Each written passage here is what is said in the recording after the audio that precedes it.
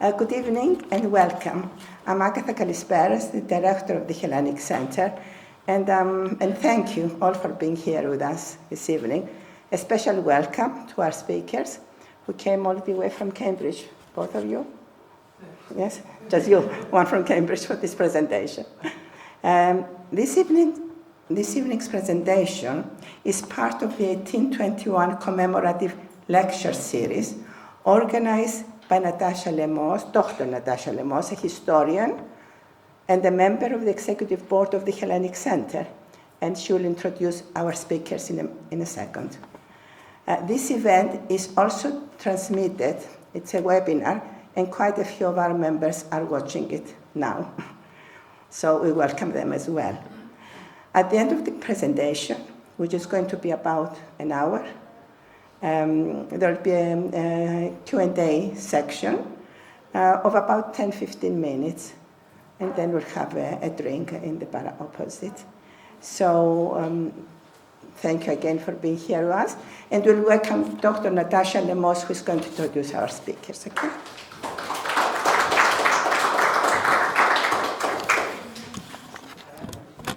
Welcome from me too. Welcome to the Hellenic Centre and to the third lecture in our commemorative series on lectures on aspects of Greek Revolution lesser known. We are very lucky in our two speakers tonight, Briony Llewellyn and Charles Newton. Briony Llewellyn is an independent scholar who specializes in British and Maltese artists' depictions of the Near and Middle East. She has made a particular study of the British Orientalist artist John Frederick Lewis, and was a guest curator of the exhibition John Frederick Lewis, Facing Fame, at the Watts Gallery in Guildford a few years ago.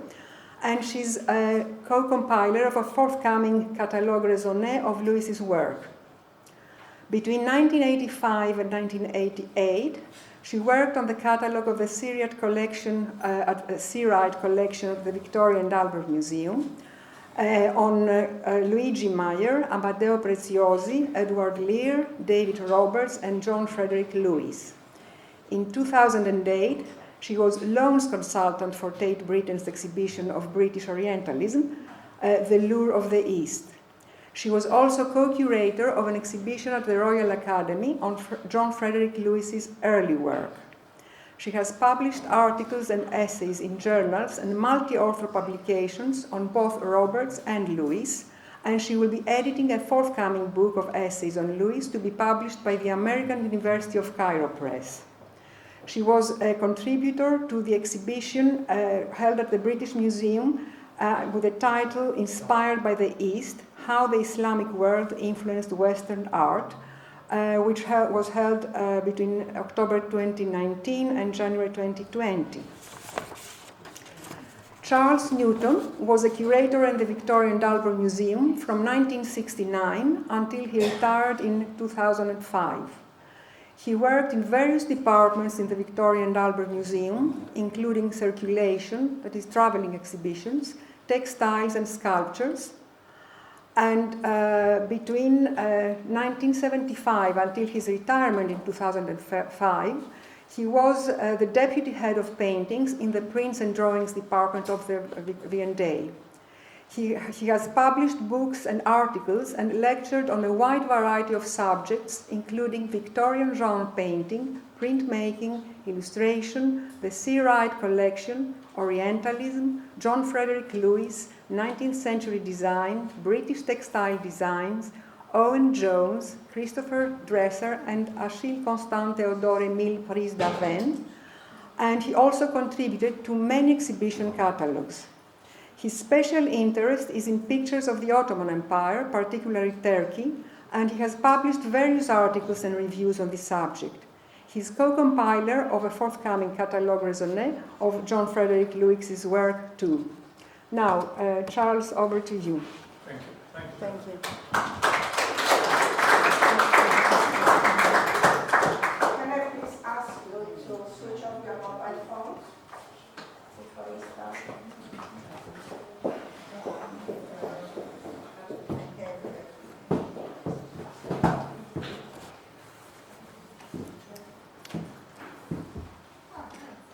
Good evening. Can you all hear me clearly at the back? Is that all? Is that? Okay. Well, my thanks must first go to the society itself, and Agatha Kalisperos, and of course Natasha Lemas. They're very noble of them to invite me along. Please forgive me if I mispronounce any Greek, that's ancient or modern Greek, Albanian or Turkish words. I start with this introduction, which shows what Lewis became and how his lifelong association with things Byronic kept going quite into late old age. Excuse me, Charles, you cannot hear. I just need to change the setting, sorry. Sorry? People are saying they can't hear. I do apologise. Okay. Let's get rid of this. Okay. Right. This picture was exhibited at the Royal Academy in 1855, and it was number 90, with a caption, a misleading caption, "An Armenian Lady Cairo, the love missive, the token flowers that tell what words can never speak so well."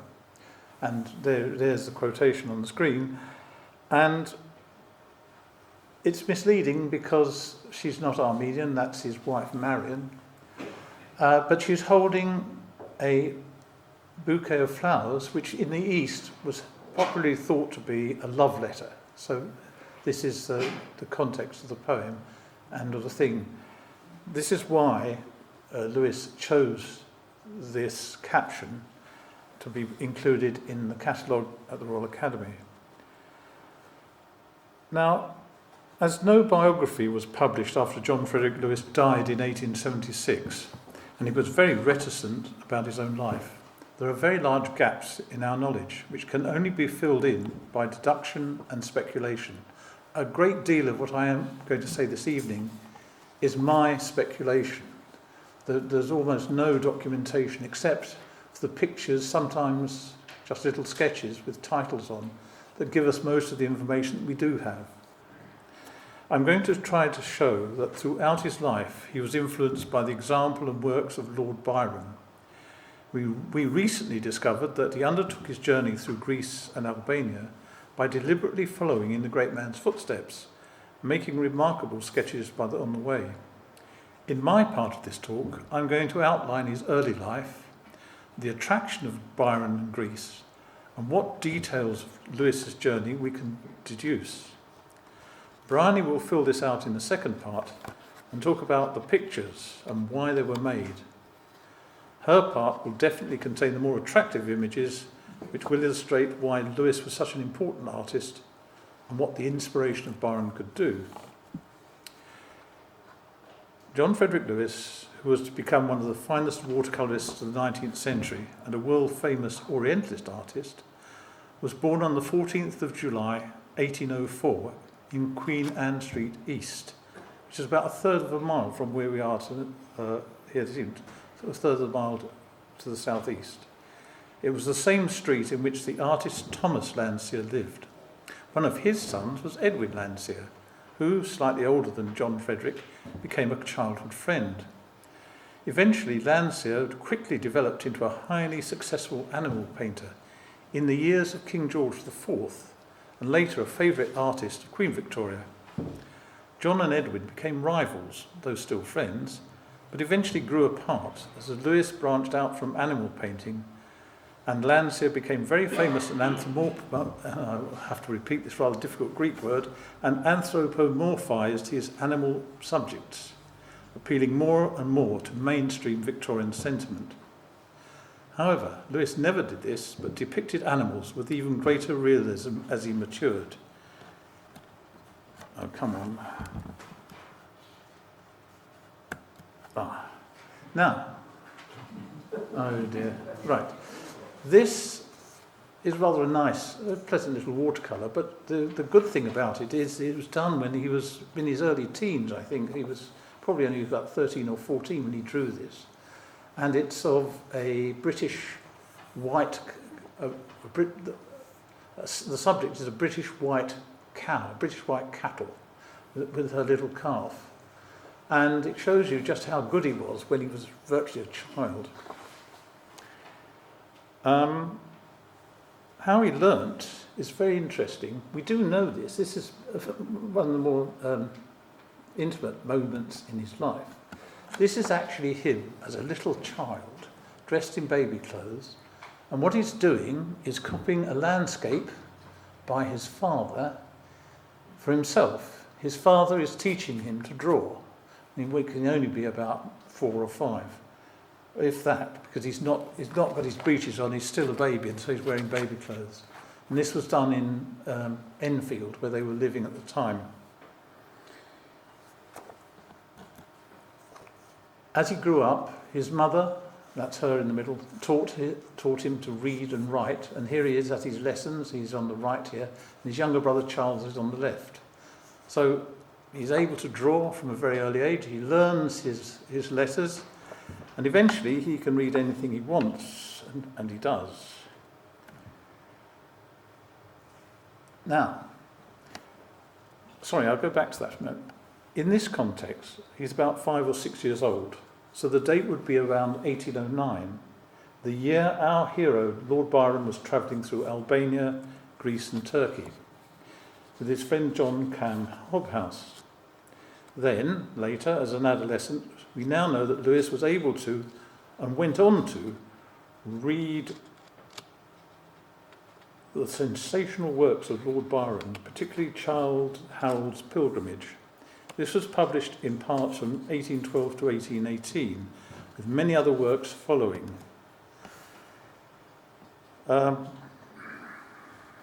Until Byron's death in 1824 at Missolonghi, with his best poem, Don Juan, alas, unfinished.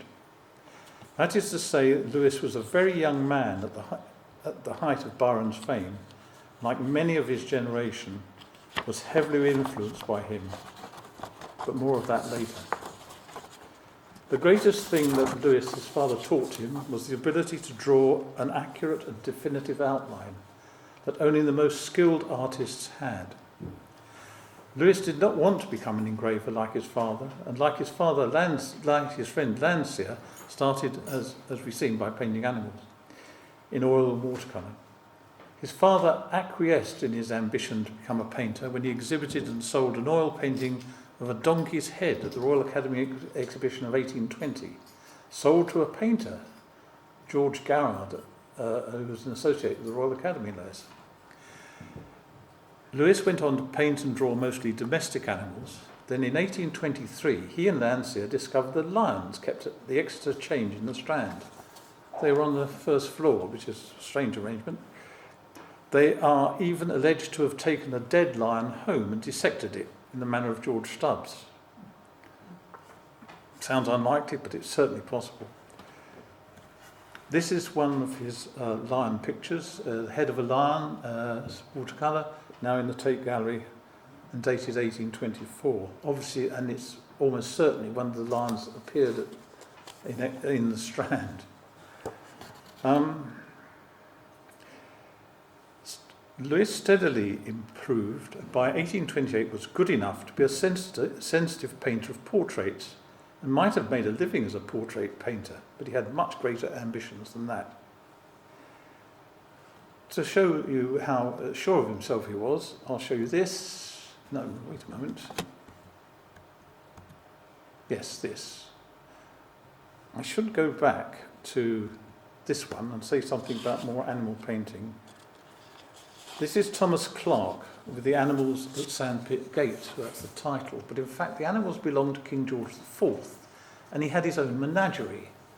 And this poor old gentleman had to get up early every morning and feed the exotic beasts that the king had acquired. I mean, you can see, I think that's a wallaby. That's an emu. This is a cockatoo. This is a miniature horse of some kind. And in the background is a zebu, or an Indian type of ox. And then other things, he had wild boar, but I think they didn't come for the feed. I'm sorry, it's not a very good picture, but it's the original is extremely dark because of the varnish, and it's now in the Royal Collection, though how it actually came to be in the Royal Collection is a bit of a mystery. This is how Lewis presented himself in 1826. A friend of his, Simon Jacques Rochard, painted a miniature of him, which is in, I think, with the family now. And you can see how he really fancied himself as a dandy. I mean, he was just an engraver's son, but he really had ambition. And I wonder where he got that kind of romantic look from. Yes, you all know who that is. That's by Richard Westall, and it was used, it was 1813, and it was actually, in the end, used to illustrate Childe Harold. Now, this is another one of perhaps the most famous image, of which there are two versions of Byron himself dressed up as an Albanian. But posing like that didn't go away with Lewis, because this is him, and it was entitled A Memluk Bey, Egypt, and it's signed and dated Lewis, 1868. Now, he was in 1868, he was 64, so this is a memory of him as a young man posing in Oriental robes. So I think I could make a connection with Byron and the attitude to dressing up. Now, Lewis decided to do a continental tour through Germany, travelling down the Rhine and eventually to Italy in 1827, as far as Venice in October of that year. Now, we all know that's where Lord Byron lived for a long time in exile. Indeed, it might be one of the reasons that Lewis went there with his friend. Well, he met his friend there. He's an actor and architect, Charles James Matthews. And in the centre of this picture, that's believed to be Charles James Matthews acting as a model. Briony has speculated, this is all her work, a restaging of a typically Byronic tableau in Venice, possibly using Charles Matthews to enact the part of Byron's gondolier, Tita Falcieri, who was later employed in England by the Israeli. And there is a large dog to evoke the memory of one of Byron's many canine companions, notably his Newfoundland lion, to whom Byron was devoted. The two of them brewed in a sort of melancholy fit on the ledge overlooking the canal. Briony speculates that the man in, I don't know, that the man there in the top hat might even be Lewis using himself as a model again. He did like putting himself in his own pictures. He then decided to return to England. He went on a tour of Scotland in 1830 and exhibited at the Royal Academy and the Society of Painters in Watercolour. A memorandum still exists, written by him, saying, "I have this day sold to the Right Honourable Lord Northwick a collection of my studies for the price of 200 guineas for the whole." So he had arrived, that's a lot of money. And this financed his trip. And he went via Paris, the Pyrenees, to Saragosa, Madrid, Segovia, Toledo, Seville. He stayed for some time with Richard Ford and his wife Harriet.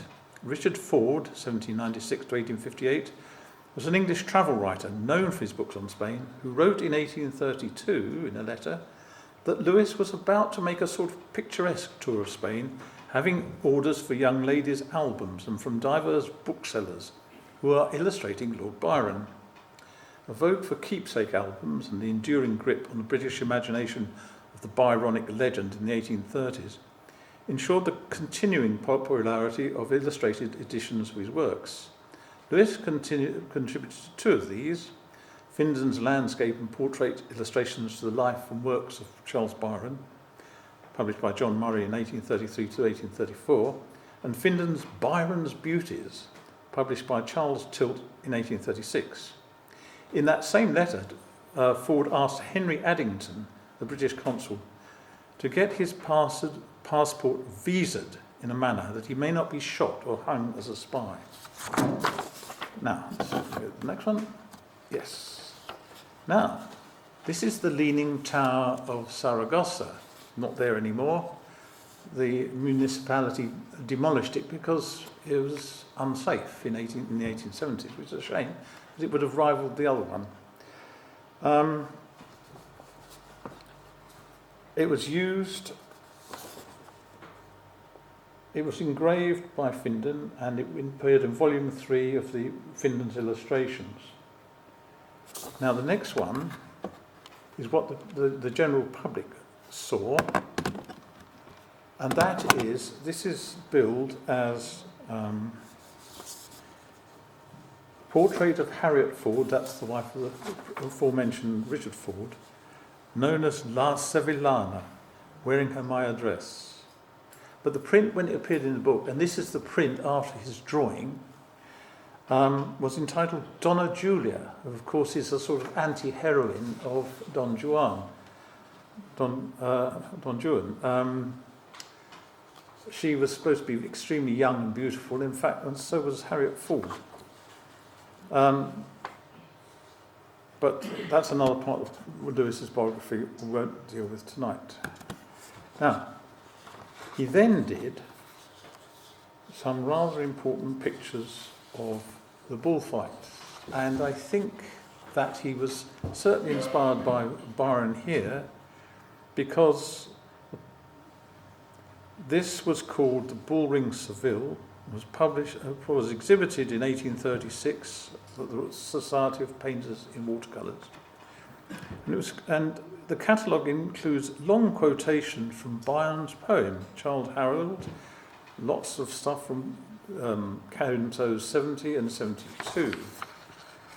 But the interesting thing about this one is that, you can see the whether it's something that Byron evoked in his poem or not is debatable, but I think the sort of chaos of it all, the intensity and the sort of realism of it, because it is a sort of melee, and it's not stylized at all.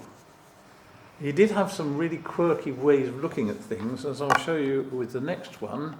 Again, this was called the Death of the Bull, and another quotation from Byron was applied to it. Such the ungentle sport that oft invites the Spanish maid and cheers the Spanish swain. Now this is really is quirky, because you've got the Death of the Bull in the centre, but here you've got the previous bull and he's sitting on it. That's the previous matador having a rest and a drink after his labours. Over here are the 3 mules ready to drag the next one across. Here, this is a very interesting group indeed, and they are called, this is what it's described as in the catalogue, the men drinking in the foreground are chulos, literally cheats, whose occupation is to deceive and irritate the bull with their cloaks, etc. On the left are 2 gypsy girls, see them here, gitanas in the arena. The 2 gypsy girls. In the arena stands the fighters, etc. On the right are 3 mules, gaily ornamented, about to enter the arena to remove the body of the slaughtered animal. But again, there is no mention of Byron. It's just said it's from Childe Harold, as if the entire audience would know immediately that it was. So that's how famous Byron was, and how he was used and was an inspiration to Lewis. Lewis then returned to England via Paris in 1833 and spent until 1838 in London and Paris preparing and publishing 2 volumes of lithographs of Spanish subjects, exhibiting and selling his watercolours of Spain. He is so successful, he earns the title of Spanish Lewis to distinguish him from other painters called Lewis at the time. In 1838 he sets out for Italy again. He goes to Corpo de Cava near Naples, and then disaster strikes. Yes, disaster. Why am I showing you this dramatic Turner drawing in a talk about Lewis? Because it gives you an idea of a dangerous and frustrating mishap that occurred to Lewis in 1838. It must have seemed the last straw when he found himself nearly shipwrecked off the coast of Italy near Naples on his second attempt to get to Egypt. He was fortunate to survive. His boat, a felucca like this one in the drawing, was blown northwestwards instead, and probably by the storm winds of the Sirocco, which can blow at over 60 miles an hour. He finally made land at Mola de Gaeta, halfway back to Rome. It was a very bad time from Lewis, and this was the culmination of a series of misadventures. For once, we are certain of this, as there is a very informative letter, dated the 27th of October, 1838, written in Rome, from Hannah Palmer, the wife of the painter Samuel Palmer, to her father, John Linnell. The Carver mentioned in the text is Corpo de Carver, near Naples. She wrote, "Poor Mr. Lewis, who left us at Carver to go to Calabria, found the people such dreadful savages that he was risking his life to attempt drawing among them, and after being nearly starved, returned to us at Naples. From thence he set out in a little sailing boat for Palermo, the steamer being detained at Malta, and to our great astonishment we hear he is in the neighbourhood of Rome, having been almost shipwrecked and cast ashore at Mola de Gaeta, from whence he came to Rome, having been twice baffled on his way to Egypt, hindered and disappointed." So we hear from that letter that Lewis had proposed to go direct to Egypt. Lewis had also advertised this to Lord Prudo, of his intention to go to Egypt, Syria and Constantinople by way of Sicily and Malta, asking him for letters of introduction, perhaps hoping for a commission from Lord Prudo himself. So Lewis intended to go direct to Alexandria by way of Palermo and Malta. At some point he changed his mind, or was forced to, and eventually went on a very different and much lengthier route, as we shall see. But why? We have very little idea what he did for the rest of 1838, after the near shipwreck, virtually nothing for the whole of 1839. We have to assume that he slowly recovered and stayed at Rome or in its environs until early 1840, when he seems to spring to life again, meeting people and producing pictures, including his famous Easter Day at Rome. Again, he was very fond of these crowded scenes, but with the people very carefully delineated.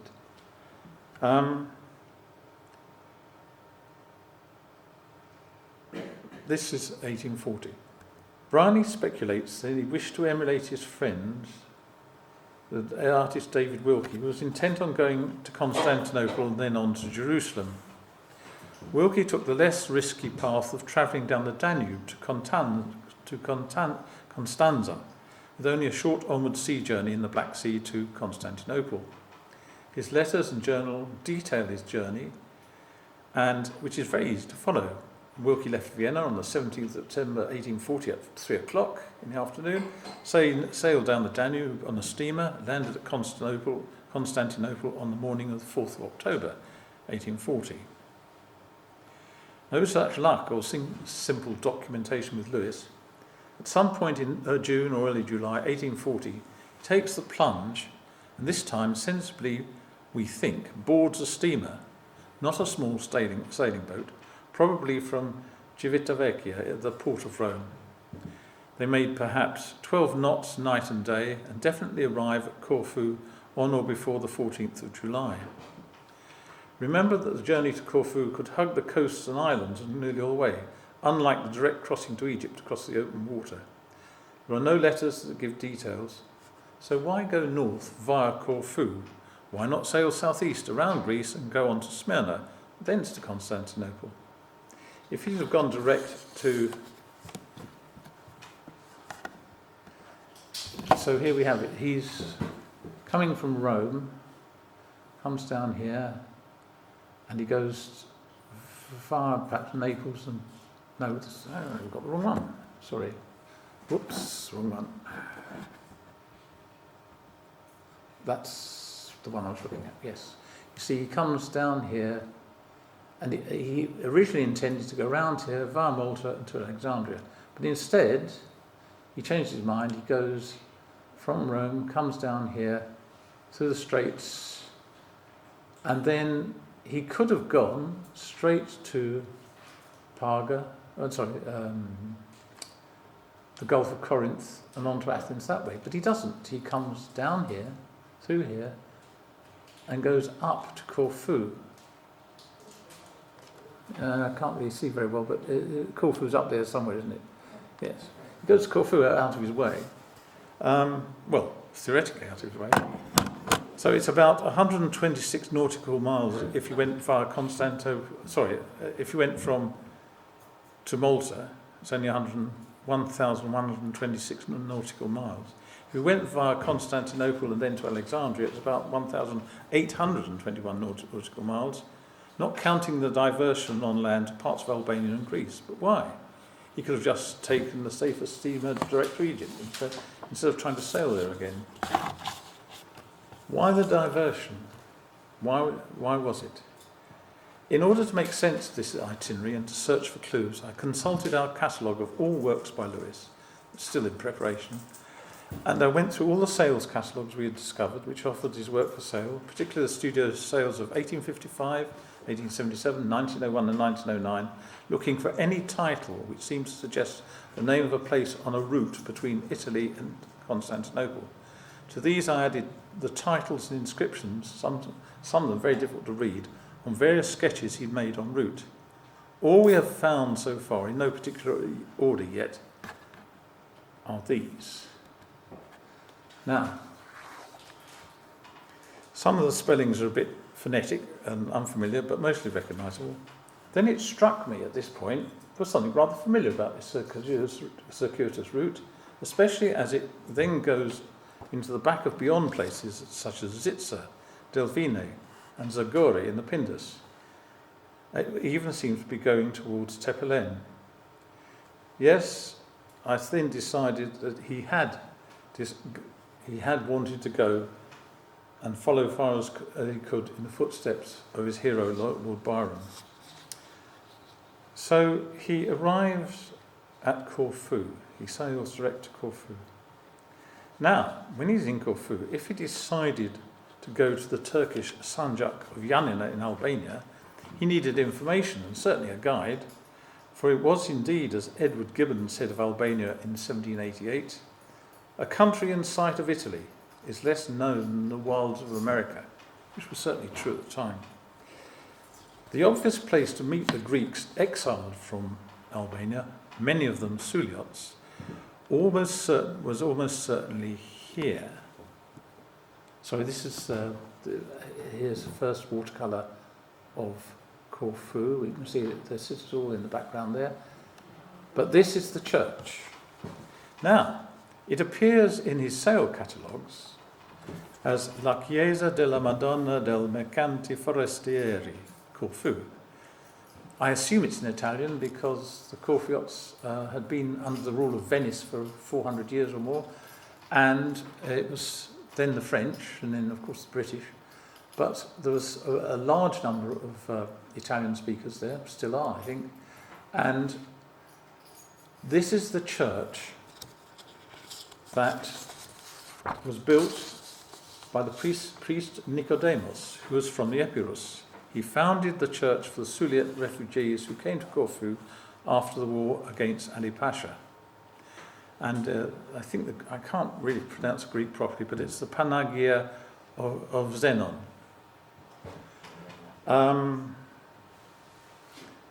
Lewis did a view of the interior, and for the last sort of 100 and so years it's been completely lost. And then I found this photograph of a photograph in an archive of the Mellon Foundation, and this is Lewis's drawing. I'm sorry about the quality, but that's the best I could get, of what the interior looked like before it was completely remodelled by an Italian in the 1870s in the neo-Baroque style. I did have a photograph of it, but not really my taste. And anyway, it's been completely changed, and Lewis's drawing is probably the only record that's a detailed record of what was there before 1870s. I went back to John Camhouse's entertaining account of his travels with Byron, a journey through Albania and other provinces of Turkey and Europe and Asia to Constantinople during the years 1809 and 1810. They did give long titles, didn't they? Published in 1817. Perhaps Lewis thought he could get illustrations that no one else had done. There are very few illustrations in Hobhouse's book, and none that I recall of the Albanian wilds. Was one of Lewis's ideas to perhaps illustrate this book or one similar? Now this is the crux of the matter. The titles, places in red, are where both Byron and Lewis saw or visited. So I think most of them. Santa Maura is now Lefkadia. Prony is now, I'm not sure how it's pronounced, but Prony near Poros. And the rest are fairly straightforward. But it shows you that he deliberately did follow this pattern. And you can see there's no notice of Lewis at Tepelen. We do not know if Lewis went on to Mzitsa to see it, but if he did not, he may have decided that since Ali Pasha, the main attraction for Byron, was long dead, and there was only about 4 tiny villages left that made up the district called Tepelen, perhaps he thought there was no reason to struggle on further, especially as Yanina is still the place where Ali Pasha is best known. He is buried there where his palace was.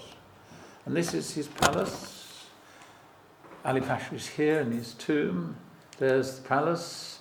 There's a game of Girid, or I don't know quite what we call it in English, but it's a sort of equestrian game, very dangerous, going on among the Turks. And this is by Henry Allen, about 1835. After that, Lewis may have returned to Professor. But before he went then, these are the places he visited. Now, look, here is Ioannina, and there is Zitza, not very far away, but over the mountains, probably about 20 miles or more, as the crow flies, but longer. This is, there's Ioannina again, and the whole region is called Zagori, according to the maps. I've not been to that part. Now, this is this wonderful. This is what's so great about Greece: a beautiful, beautiful bridge and landscape. And this is a bridge in the region of Zagori. Here we have Tepelen, which is right up there, and I think he went from Ioannina to about there, but doesn't seem, there's no drawing recorded or any mention of Tepelen in anything. So he may have gone, but I don't think he did. He did quite a number of drawings in this area, especially at Ioannina, which and at another place called Sepelovo. Sorry, is Sepelovo in one of these? I can't remember. Is it, or is it this one? Yes, there, Sepelovo, which causes a lot of problems because we couldn't read it at first. It's a very faint inscription on a couple of drawings, and we didn't recognise it, mainly because it's probably a Slavic name, not a Greek one. But so that place will feature in Briony's lecture. Lewis may have returned to Brevesa, and then he takes a boat which goes eastward through the Gulf, comes down here, goes through the Gulf of Corinth. But he had a bad time there. It's a very bad place for fevers. For example, Edward Lear suffered in the same place, and Lewis is alleged to have nearly died there. But unlike Byron at Missolonghi, he recovered, probably because he didn't have doctors to attend him and bleed him to death. He recovers, perhaps at the monastery of Megaspalion, which is there, located near the coast. It is inland, about 15 miles from the port of Otitsa. The sales list mentions 2 pictures by Lewis of it, but they've not been located yet. They would be extremely valuable because the bad fire in the 1930s in the monastery, and the Germans destroyed it in 1943. It's been rebuilt since, but the original, I should imagine that Lewis's picture of the monastery, pictures I should say, will be very interesting, and I do hope they're going to turn up at some point soon. I was hoping that somebody in the audience might have one. I don't know, it would be really good, but perhaps not. He continued from Corinth to Athens and then took a boat to Smyrna and Constantinople. And now we have the illustrations of his journey, and Briony is going to show them to you and put them in context. Thank you.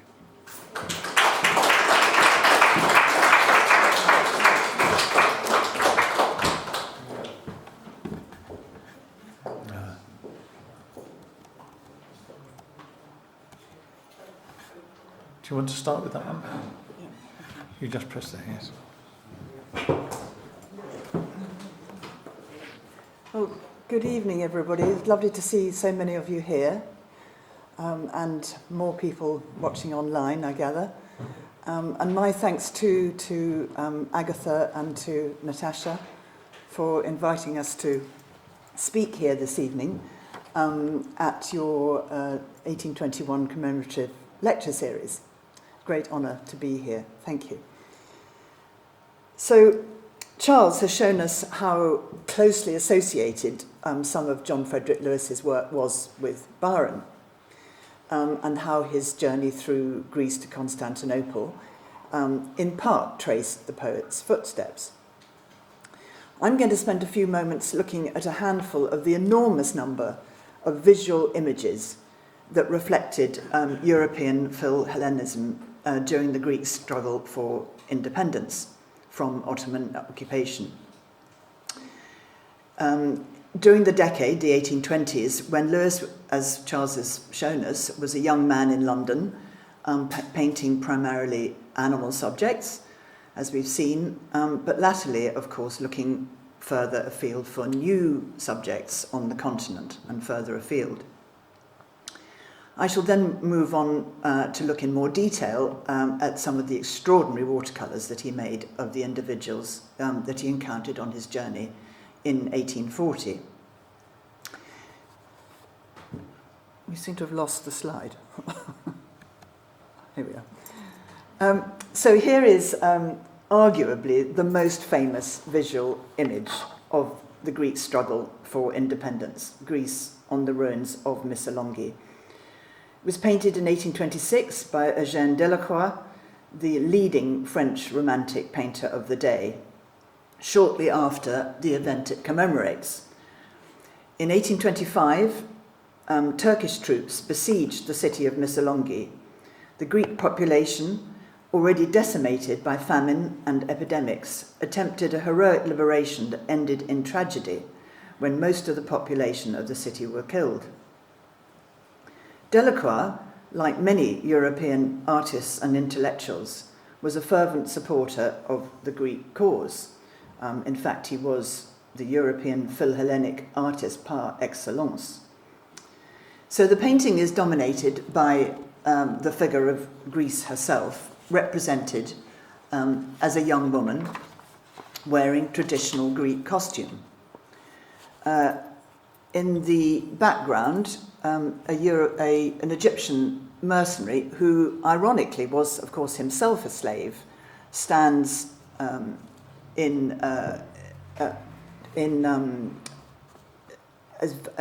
a victorious member of the army, standing over the figure of Greece. And this was shown at a benefit exhibition held at the Galerie Lebrun in Paris in support of relief for the Greeks. And it was intended to convey the plight of the Greeks to the French public, and of course it very much succeeded. So let's descend from the French high drama of Delacroix to the sentimentality of a British artist's response to the tragedies of the Greek conflict. This is by Charles Locke Eastlake, and it's called Greek Fugitives Following the Tragic Destruction of Chios. And unlike Delacroix's of the moment painting, Eastlake's is retrospective, recalling the massacres perpetrated by the Turks on the islanders of Chios in 1822, which was, of course, itself the subject of another of Delacroix's famous paintings. Yet Eastlake's painting was also designed to kindle sympathy for the exhausted casualties of war. And as I said, it's retrospective. It wasn't exhibited until 1833, exhibited in London at the Royal Academy. And this, of course, was the year that the new Greek kingdom was proclaimed. So Lewis would have known about it, even if he didn't see it. Now, Lewis may have admired Delacroix's thrilling spectacles. Of course, we don't know if he actually got to see any of the paintings, but he would certainly have read about them in the art journals of the day. But they weren't the kind of thing that he painted himself. The few Greek images that his contemporary, Richard Parkes Bonington, painted chimed better with Lewis's choices of subjects, like this one of an armatalos, or a Greek irregular fighter. But of course, Bonington himself didn't travel to Greece, and he would have been using a model, probably in Paris, wearing these clothes that had been brought back from Greece. So, if inspiration was needed for the images that Lewis was to produce of Greek subjects, it was to publications like this one that he would turn. This is Louis Dupray's Voyage à Athènes et à Constantinople, ou Collection de portraits, de vues et de costumes grecs et ottomans, peints sur les lieux d'après nature. Apologies for my dreadful French accent. And this was published in Paris in 1825. Dupray and three companions had travelled through Greece in 1819 and 1820, just before the outbreak of the Greek War. And as his title explains, his book comprised a variety of subjects: views of Athens, costume plates, and portraits of named individuals. So these are a couple of Dupray's portraits of leading Greek warriors. On your left, Nikolakis Metropoulos raising his flag at Salona in 1821, which was, of course, a scene from the early stages of the Greek War of Independence. And on your right, Demetrius Mavromichaelis from the Mani.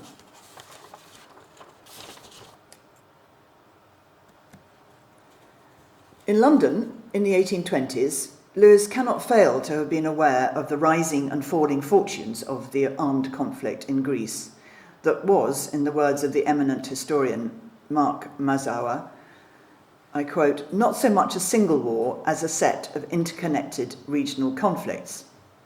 And here is one of those conflicts by the Neapolitan history painter Filippo Marsili, showing the death of the Suliot hero Marcos Botsaris while he was leading a band of Suliots, of whom more later, in an attack on Karpenisi on the 21st of August 1823. As a little aside, it's interesting to speculate whether Lewis might have seen this painting when he was in Naples or Rome, because as you recall, he was there in Italy 1838 to 40, and this painting was painted in 1836 to 39. So maybe he saw it. In due course, of course, pockets of territory gained autonomy, but it was the aid of foreign powers that led to the initial declaration of Greek independence. Now, this London Protocol was signed not by Greeks, but by the foreign ministers of Britain, France, and Russia, and in London, not Greece, on the 3rd of February 1830. Eventually, the first new nation-state in Europe was created, with Prince Otto, the second son of the Philhellene King of Bavaria, Ludwig I, as its first king. When he arrived at Nafplio, aboard a British warship on the 6th of February 1833, he received a rapturous welcome. As you can see here in this rather splendid painting in Munich, there's a series of them illustrating the arrival of Prince, as he was still then, Otto, by Peter von Hess. Lewis must have read about all these events in the newspapers, but how much interest he took in them, we've no idea. we've precious few letters from him or to him at this or at any other time. And none of them mention political events.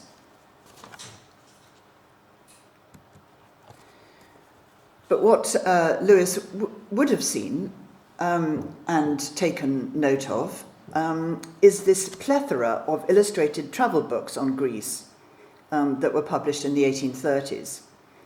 And of course, by the 1830s, their authors and the artists who illustrated them, the journeys were much facilitated by the development of rail networks across Europe and the steamship routes, of which we've heard from Charles, the steamship routes by sea. Their engravings presented a country with classical temples, of course, and wild, untamed landscapes, peopled with figures wearing colourful traditional dress. And here are just two of the many from different editions of the popular Finden's illustrations of the life and works of Lord Byron. And as I've said, Lewis would certainly have known these publications. But unlike artists such as Clarkson Stanfield, who was the artist of these two, and Lewis's friend David Roberts, who also contributed to these kinds of books, Lewis had left such images of picturesque landscapes behind him, and he'd moved on to a much more realistic approach to the people and places he encountered. He eschewed such old-fashioned conventions and invested in much greater authenticity. That's not to say that he abandoned landscape entirely, but as you can see, his depiction of the town and castle of Corfu is very different from the kind of view that you would find in the illustrated travel books, as you can see from this comparison. Lewis places much greater emphasis on the naturalism of the surrounding landscape and that dazzling white house in the centre of the composition. The whole composition is bathed in this wonderful bright sunlight, and this low viewpoint that he takes makes us feel that we are about to walk with him down that path between the trees. It's a very immediate image. And unusually, because he doesn't seem to date many of these works that he made in Greece, he has dated this one, and it's July the 14th, 1840, perhaps because it was to actually mark his arrival in Greek-speaking lands, although, as you know, of course, Corfu and the Ionian Islands hadn't yet become part of the Greek nation-state. They'd been under European rule for many years, primarily Venetian, then briefly French and Russian, and finally, from 1815, British.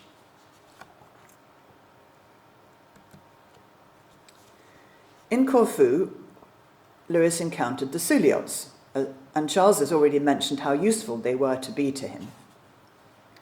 Some of them lived there, having been exiled from the remote mountainous region of Suli in Epirus. This is now in northern Greece, of course, but until 1913 it was part of Albania.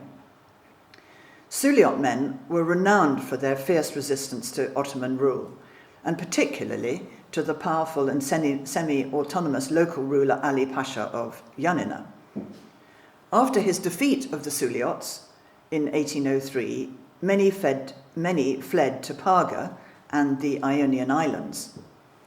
During the 1820s, they returned to their homeland, entered into an alliance with Ali Pasha, and after his defeat and death in 1822, they continued to fight in the Greek War of Independence, under leaders such as Marcos Botzaris. In 1824, some of them attached themselves to Byron at Missolonghi.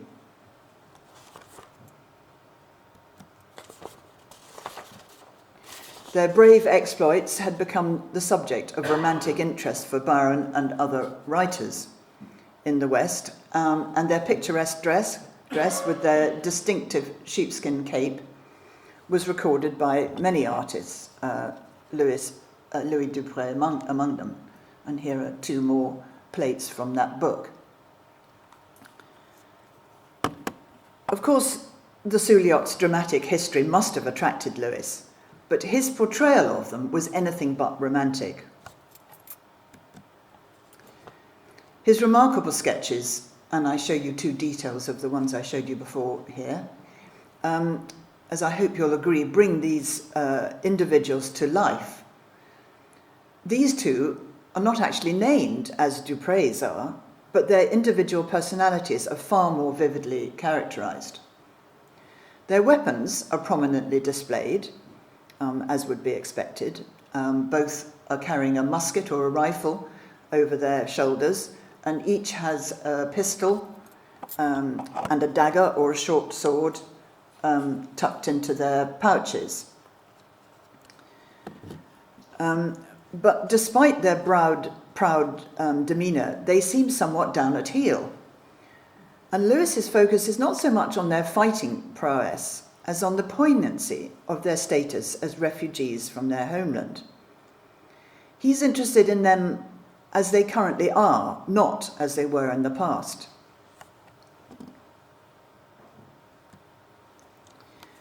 As Lewis travelled through Albania, he took the opportunity to draw several more men from the mountainous region of what is now northwestern Greece. He took immense care to portray the details of the traditional clothing that they wore. This was the pleated kilt or fustanella, the white shirt, the embroidered waistcoat or fameli, and the scarlet fez. In this one, our attention is drawn to that figure in the centre of the composition, who is in turn gazing outwards towards us, engaging with us. And there's a very strong sense of his place within the architectural space in which he's sitting. And this is conveyed by Lewis's very deft and sparse touches of colour. And his drawing and the touches of colour describe this wooden loggia with open windows and balustrades and a divan with Ottoman textiles. Now, a great deal of confusion has surrounded the nomenclature of these figures. This one, for example, used to be known as a Korfiot warrior. So some years ago, Charles and I enlisted the help of Yanni Petsopoulos, whose knowledge of Ottoman textiles and architecture helped to clarify both the location and the ethnicity of the figures themselves.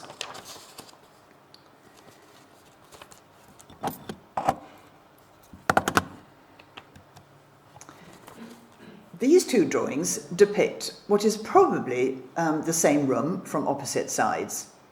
They show the decorative features typical of 18th century Ottoman domestic architecture, as well as the Anatolian kilims and the green Scutari cushions with the red borders. And these are from Scutari, now of course known as Üsküdar in Istanbul.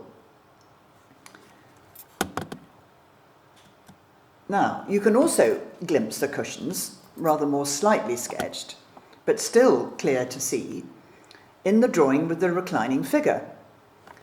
And with my detail of the Courtauld drawing alongside, I think you can see that they almost certainly show the same room. So buildings like this didn't exist in Corfu, which had never been Ottoman. So this is likely to be somewhere in the Albanian or Greek mainland, through which Lewis travelled on his way to Constantinople. The inscription at the bottom left of the drawing that's now at the Yale Centre for British Art gives us the location of the building. I've blown up the detail here, and it's very faint and almost indecipherable. But if you know what you're looking for, and of course Charles did when he was tracing Lewis's journey, you can see that it reads Cepelavo. And this is very likely Lewis's transcription of Cepelovo, the then prosperous administrative centre of the Zagori region of Epirus. And of course in 1840 this was still part of Albania, the Turkish Pashalik of Yanya in the Ottoman Empire. And here's another example of the confusion over these Albanian or Greek figures as I understand it. And I hope somebody will correct me if I've got this wrong. It's not possible to distinguish between them because Albanians and Greeks were wearing the same type of dress. In other words, that fustanella, the embroidered waistcoat, and the fez. However, it is possible to assert that this figure is not a Suliat Corfu, as it was formerly titled, but an Albanian or a Greek figure on the mainland. The architecture is schematic, but it's clearly Ottoman in style, as are the furnishings with those red and green scutari cushions that we've seen before.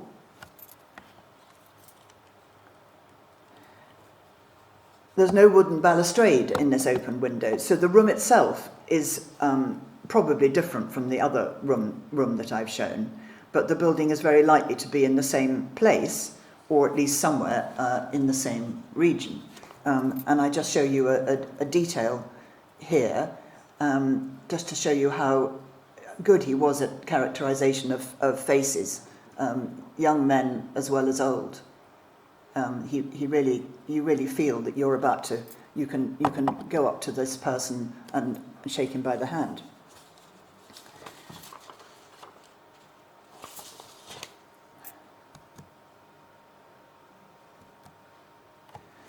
Now, I couldn't resist showing you this very splendid figure on the left, so elegantly seated on a divan, and whose dress Lewis has depicted so magnificently. Where he is, we can't say, as there's no telltale background, but it is likely to be somewhere in Epirus. And nor do we know who he is, but he's supremely confident in his good looks and rich attire, and he's surely somebody of high status, whom Lewis met and persuaded to pose for him. And on the grounds of some similarities that I noticed when I was looking through Dupre's book, with this one, Un Palicare de la Salade, I'm guessing that Lewis's figure might also be a palicar, a military chieftain. Now, Lewis would have been familiar with this type of individual from his reading of Byron and from their prominence in the Greek struggles for independence. But I'm sure all of you know much more about the palicars than I do, and I'd love your opinion on this possibility as to whether he could be a palicar. But whoever he is, his outward gaze establishes a powerful dialogue with us, the viewer. Like the others that I've shown, this is no bland costume study. It's a compelling portrait of an actual individual in the here and now. The same can be said for this remarkable drawing of a much older man. His presence is almost palpable. And I show you the detail so you can see his face in more detail. His strong features with his long greying hair, white moustache and large hooked nose are seen to advantage by the profile pose that he adopts. He wears the customary pleated kilt or fustanella, a 3/4 length sleeveless coat, and a distinctive red cap, not a fez. And I wonder if anyone here might know what this particular type of cap is called. Some years ago, Yanni Patsopoulos suggested to Charles and myself that this might be Theodorus Kolokotronis, no less, one of the most revered heroes of the Greek War of Independence. And so here is Kolokotronis himself. Many portraits of him were made. Just to show you as a comparison to the one by Lewis that I believe must be Kolokotronis. And here is Kolokotronis again at a pivotal moment in Greek history, kneeling at the feet of the Bishop Germanos. The bishop is blessing the banner of the Greek Revolution on the feast day of the Annunciation, the 25th of March, 1821, which of course marks the beginning of the Greek revolt against Ottoman rule. And since then, it's Greece's national day. So I hope you'll agree that the similarity between Kolokotronis and Lewis's depiction of him is very marked.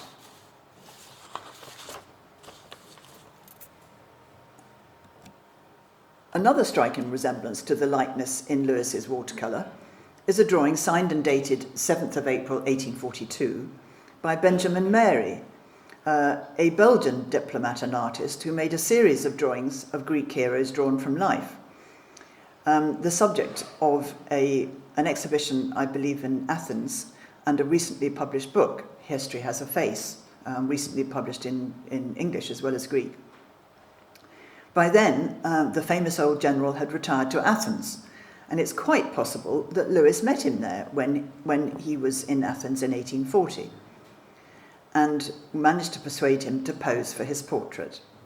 So when Natasha sent me an image of this portrait on the right last year, I was of course delighted, as it really does seem to confirm the identification. Would have been painted at about the same time.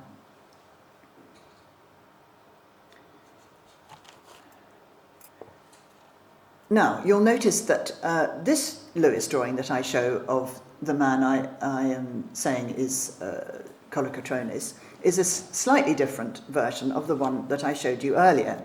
And so here are the two versions together. In the second drawing, he's resting his hand on the wooden balustrade of what looks like the balcony of a large house. Beyond it is another large building and a snow-capped mountain. Clearly, the setting is not Athens. Instead, Lewis chose to depict him in a more mountainous setting based on an earlier drawing that he'd made in the Pindus Mountains, in none other than Sepulavo. And I'm sorry this is only in black and white, because it's yet another Lewis drawing that we haven't seen for a very long time. It was last in Sotheby's in 1986. A member of the audience might remember it. And we've been unable to trace where it is now. Hopefully it's going to turn up one day. So to suit his composition, Lewis very cleverly flipped the drawing, as I've done here. And as you can see with the comparison, this building is clearly the same building as Lewis has depicted in his watercolour. I hope you can see this clearly from the three slides I'm showing. Now, of these two versions of the old man, it's very difficult to judge which of the two came first. But the reason that Lewis made two is probably because he intended to include one of them in a proposed volume of lithographs. And we do know that he intended to make a book of lithographs from later correspondence. Two versions of many of his later Egyptian and Turkish drawings do also exist. And for the same reason, he may have added the inscription Suliot to the more finished drawing, since this was a generic description of a legendary Greek fighter and one that would have been more familiar to Lewis's audience than Kolokotronis, or indeed his nickname, the Old Man of the Morea.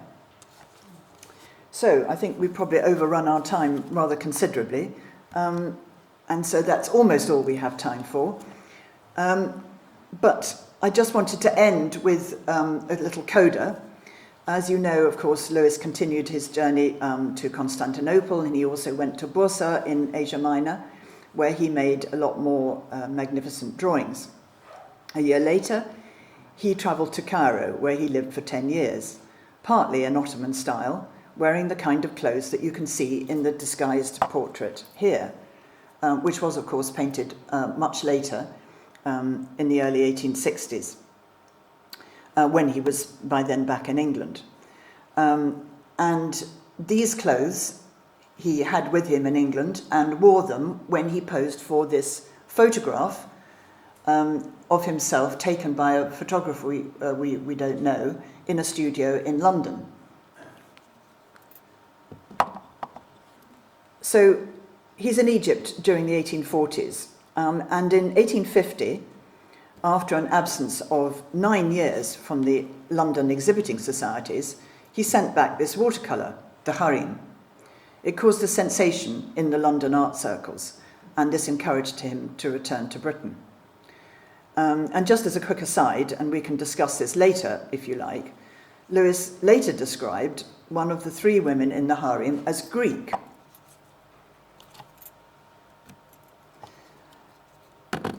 Since Greek women, enslaved, I'm sorry to say, were highly prized for their beauty.